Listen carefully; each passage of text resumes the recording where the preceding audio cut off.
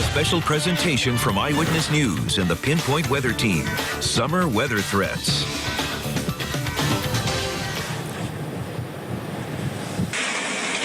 It's Severe Weather Week here on Eyewitness News as we take a closer look at the summer weather threat that could impact you and your family. We're breaking down the most common weather threats we see this time of year so you can be prepared just in case. You know, just in the blink of an eye, weather can go from clear to severe here in southern New England. Summer months can produce some of the most dangerous weather of the year. The hallmark of severe summer weather here is thunderstorms. Warm, humid weather makes for the perfect conditions for them to develop.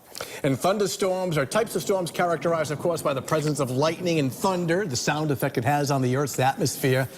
The way things happen, they can occur in clusters or lines or squall lines, and they're usually accompanied by strong winds over 58, heavy rain, hail, and sometimes no precipitation at all. About 10% of these storms are severe, producing large hail, high winds, and winds above 58 miles per hour, and sometimes an isolated tornado.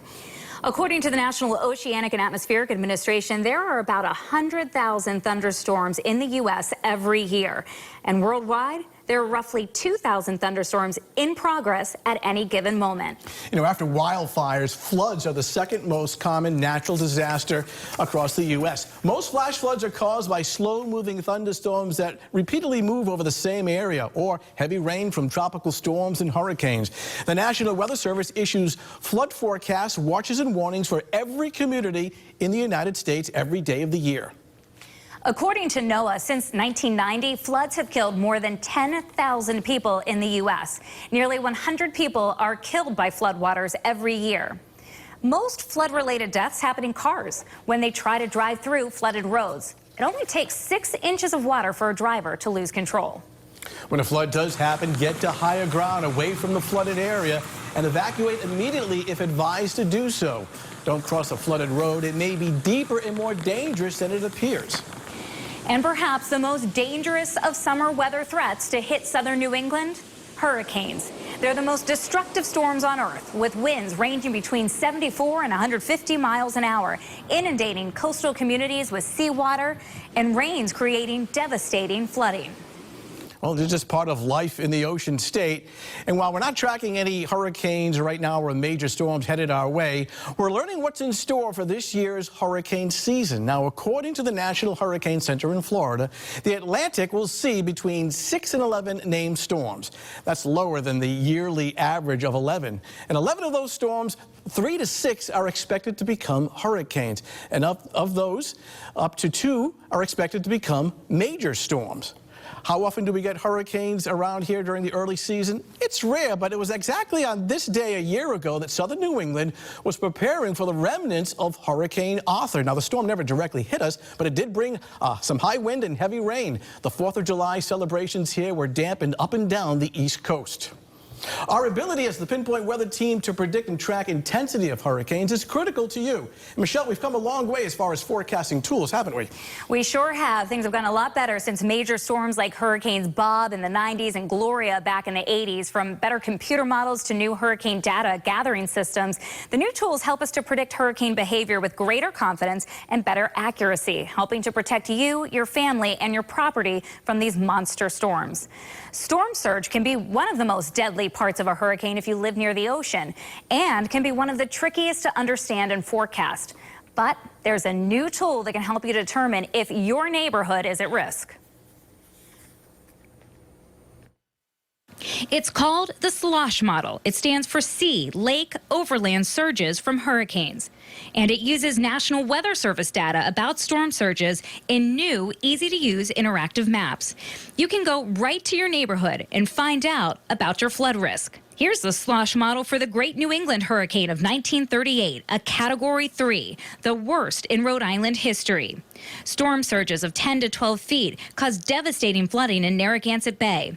It's one of the reasons the hurricane barrier was developed to help protect downtown Providence. But how about the other 20 coastal communities in Rhode Island that are flood-prone during a hurricane? Well, you may be surprised to see your home is at risk, even if you live away from the coast.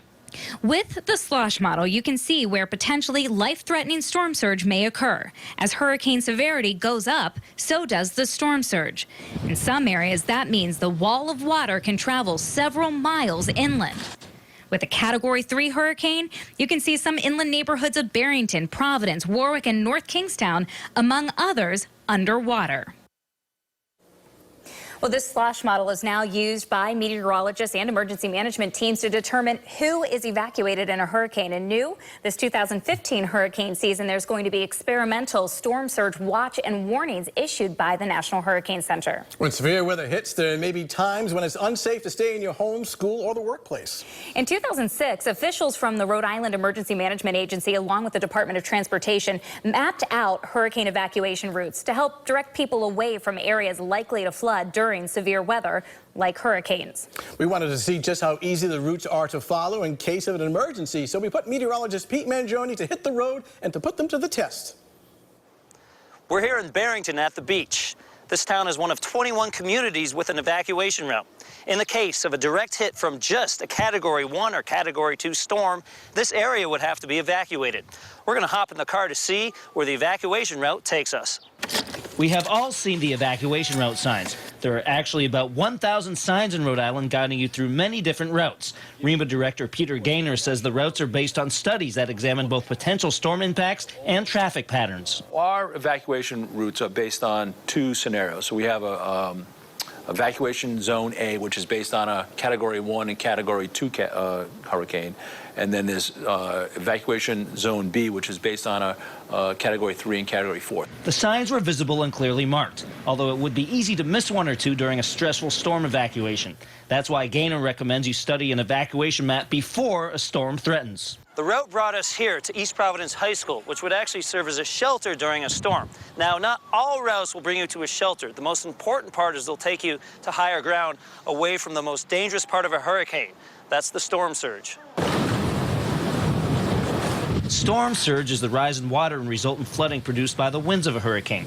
What might surprise you is that Pawtucket has an evacuation route. Its proximity to the Seekonk River makes certain areas, like Seekonk River Park, prone to storm surge as well. We're here in Cranston, a city known for street flooding during heavy rain. It is also susceptible to storm surge flooding, especially in low-lying sections off of Narragansett Bay. You might imagine this route from Cranston becoming congested during an emergency.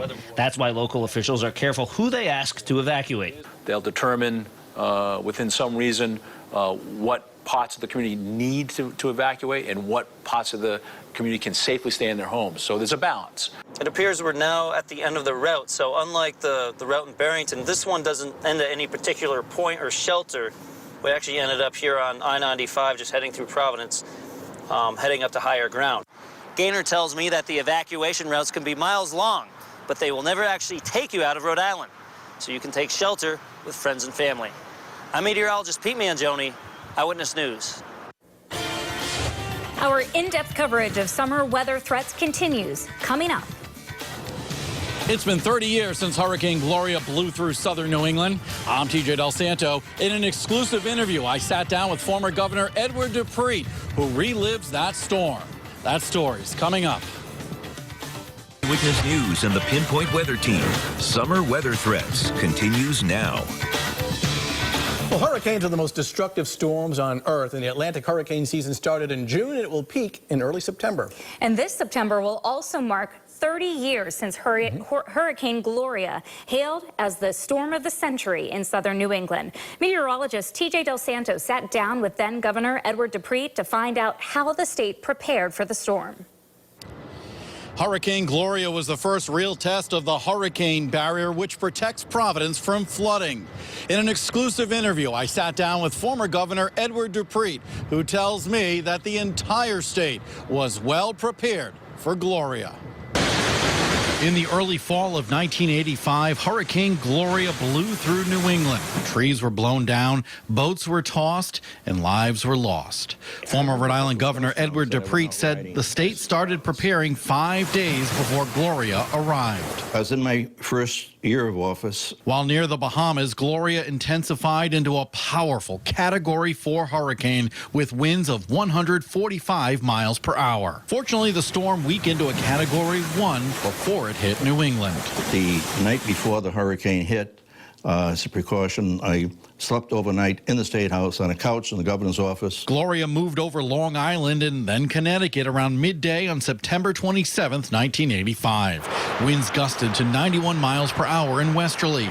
Thousands of trees were knocked down, and there was significant beach erosion in Rhode Island. Now we're going to switch to another live report. This one back down in Narragansett. John Daly is down there in the sea, as you can see for yourself. And this live shot is building. We were through the 54 hurricane, and so far it hasn't come up to as bad a time as that was. At one point, 300,000 customers were without power in Rhode Island. Just please be patient. A short time longer, I'm confident you'll have your electricity. Some were in the dark for a week, and crews from Canada assisted in the recovery efforts. When we saw some damage here and there, the common expression was, it could have been a lot worse. Gloria hit at low tide, minimizing the damage. DePreet said people, for the most part, listened to the warnings. Still, 2 Rhode Islanders died in the storm. Hundreds of roofs and boats were damaged across southern New England. Total damage estimates in the U.S. were around $900 million. It was no near as bad as the hurricane in '54, which was really devastating, and there was plenty of warning for Gloria. And that was the key point with Hurricane Gloria. The technology that evolved after Hurricane Carol in 1954 allowed meteorologists to warn people that Hurricane Gloria was coming. With the mobile newsroom, I'm TJ Del Santo, Eyewitness News. And you can head to our website right now to learn more about severe weather summer threats. That's where you'll find the Hurricane Tracker and a guide to get you storm ready, along with the Pinpoint Weather Team's daily weather blog. It's all on WPRI.com. Our in-depth coverage continues on summer weather threats, coming up next. As meteorologists, we rely on lots of data to give you the most accurate forecast. Coming up, meet a Rhode Islander who is helping us do that. Witness News and the Pinpoint Weather Team. Summer weather threats continues now. Every year, the U.S. experiences about 1,300 tornadoes, and no U.S. state is immune. Advances in research and better forecasting tools have increased the average warning lead time. In the 90s, people only had an average of 5 minutes. Now, that's up to 13 minutes. The worst New England tornado was in 1953 when an F4 twister moved through central Massachusetts. The Worcester tornado killed 90 people in its 84-minute trek. 1986, an EF2 twister with winds of 113 miles an hour ripped through Rhode Island. It ripped off the top of the Fulford Manufacturing Building on Stewart Street in Providence and badly damaged a house on Hillwood Street in Cranston. On June 1st, 2011, tornadoes tore through western and central Massachusetts, including downtown Springfield. 3 people died from the tornadoes that day, and for a while it looked like that twister was headed for Burrillville, but it died out. And just last week, an EF0 tornado touched down right over the border in Rentham, taking down trees in its path. It was on the ground for less than 10 minutes, creating a half-mile-long path, 200 yards wide. With southern New England's 4 distinct seasons and wide variety of rapidly changing weather, the Pinpoint Weather Team's goal is to keep you ahead of it all. And that's why we introduced the Pinpoint Weather System Alert System and the Threat Tracker. It's a system designed to inform you of the significant or high-impact weather that may affect your day-to-day lives. The alerts are issued under 2 categories. The most common is a pinpoint weather alert. Well, that's right. We've got the flash flood watch that's in effect for northern and central Rhode Island. The other, the severe weather alert, is reserved for more serious conditions. Storms heading down for the Providence metro area. The alert is based on the relevance for each of the 4 seasons. Whether it's a snowstorm or a major heat wave, the Pinpoint Weather Alert system will be activated on various digital media, TV, websites, and mobile apps. You will tend to see the non-severe pinpoint weather alert more often. It's issued to give viewers a heads up on weather that will produce significant impacts on daily activities. It can range from widespread heavy rain that may slow down tomorrow morning's commute or poor air quality alert on a hot summer day.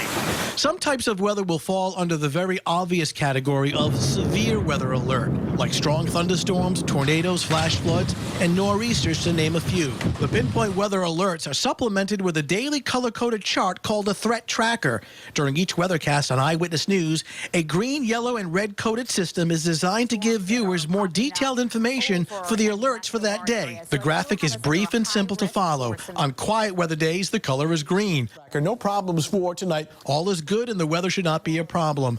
The moderate category, we don't see anything that we would label severe, but certainly significant weather. On days when a Pinpoint Weather alert is in effect, the threat tracker is yellow and additional information will follow. Subsequently, on severe weather alert days, the threat tracker is red, followed with specific data about that threat. No surprise here, the threat tracker, it's not often we get into this red category, but in the extreme category now through 11 o'clock. So to sum it up, green is good, yellow is caution, while red is more serious. Examples of yellow are ozone alerts, dense fog, high surf advisory, and heavy rain. Powerful thunderstorms, hurricanes, tornadoes, and flood threats are examples of red or high risk. Now, we've told you about some of the advances in the technology we use to alert you to summer weather threats, but all the tools would be nothing without good data. And we rely heavily on information from the National Weather Service and in-house weather models to help us make better predictions. Our in-depth coverage continues now as meteorologist Pete Mangione speaks with a volunteer weather spotter whose work helps you to stay safe.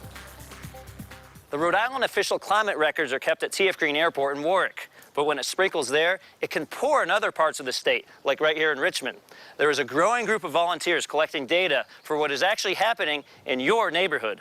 'Tis the season of torrential downpours. And keeping track of how much rain actually falls is critical, especially for flood mapping, drought monitoring, and other weather-related missions designed to protect life and property. Particularly in the summer because of the high variability of the rainfall with distance. We rely on reports from the National Weather Service and in-house weather models to help us forecast. Even some lightning associated with this. But it's data from weather spotters like Harold Ward of Richmond that can help make forecasts even more accurate. Ward joined the CocoRoz network in 2008. CocoRoz stands for Community Collaborative Rain, Hail, and Snow Network. It's a group of volunteers that now has 20,000 members across the country, about 30 active members here in Rhode Island. You get up, you come out, you read the gauge, and I put it here because it's convenient. CocoRoz data is fed into something called the Global Historical Climatology Network. Users of this data include the National Weather Service, hydrologists, emergency managers, and even the Pinpoint Weather team. The idea? The more data sources, the more accurate the forecast, the better you can prepare for oncoming severe weather. Even the White House thought the network was important enough to set up this rain gauge and join the network earlier this spring. CocoRoz volunteers also track hail and snow during other times of the year. The CocoRoz program is always looking for more volunteers, especially here in Rhode Island. If you don't have a rain gauge, they'll tell you how to get one. They will also provide online training. For more information on how to join, we've linked that information to our website at WPRI.com. I'm meteorologist Pete Mangione, Eyewitness News. In addition to the weather spotters, we also count on you, our viewers, to help cover severe weather throughout all of southern New England. Please keep your pictures and video coming. You can submit them through the Report It function on our mobile app or email them to reportit@WPRI.com. Don't forget your name and where it was taken. Our in-depth coverage of severe weather threats continues. Coming up, staying connected, we'll show you a few essential tech tricks to make sure your devices stay powered on when the power goes out. Well, during severe weather, it's important to have life-saving information at your fingertips. Aside from WPRI.com and our news apps, there are other resources people can turn to. Rhode Island emergency management officials just launched the Code Red mobile app. It targets where you are to send emergency calls and texts. State officials will give you information about severe weather in your area and what to do in case of an evacuation. The app is free. All you have to do is go to our website at WPRI.com for the link. Preparing for a storm is the most important thing you can do to protect yourself and your home. Staying connected is vital, and it's essential that if the power goes out, you have a backup plan. Here are a few things that can help. An external battery pack or portable battery charger. They act like mini generators. The crank turbine lets you supply the power, avoiding surges with any kind of a voltage problem, and it helps keep you powered up to keep your devices ready to go during severe weather. Lastly, a life-saving reminder. If you need to charge in your car, beware of carbon monoxide. Never run your car inside your garage. Thanks for joining us on this special presentation of summer weather threats. Be sure to download our WPRI Pinpoint Weather app so you can stay ahead of any summer weather threats. You can get live interactive radar and weather wherever you are for your mobile devices. Download it for free at the App Store or Google Play Store.